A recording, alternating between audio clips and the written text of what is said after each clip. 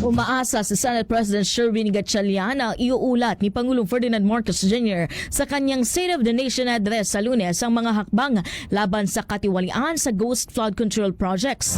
Handa naman si Blue Ribbon Chairperson Senator Erwin Tulfo na imbestigahan pagkatapos ang SONA ang mga aligasyon ni Senator Panfilo Lacson kaugnay sa umano'y ghost infrastructure projects sa Taguig City. Ang report ihatid sa atin ni Ace Cruz. Mahiya naman kayo sa mga kabahayan nating naanod o nalubog sa mga pagbaha.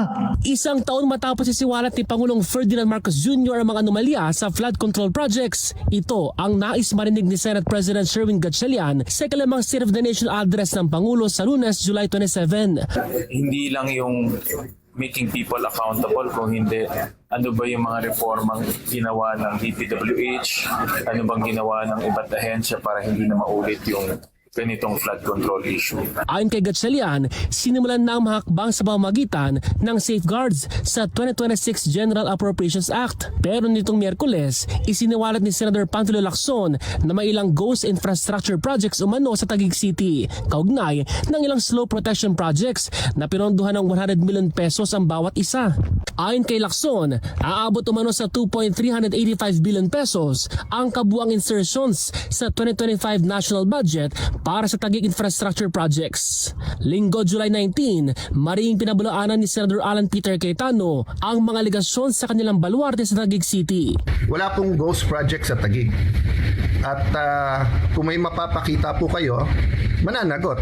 Pero nung sinundan po namin yung JA at sinundan po namin ang mga pondo ng gobyerno, nandun po yung mga project.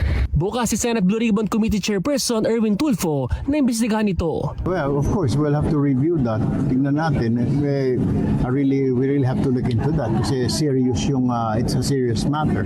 Pero sinabi ni Tulfo na handa rin siyang imbestigahan ang mga nagpakilalang 18 ex-bodyguards na bagmen ni ex-congressman Saldico na naghatid ng mali-malitang kickback sa flood control funds papunta umano sa Pangulo at ilang government officials. Ace Cruz, Newslight.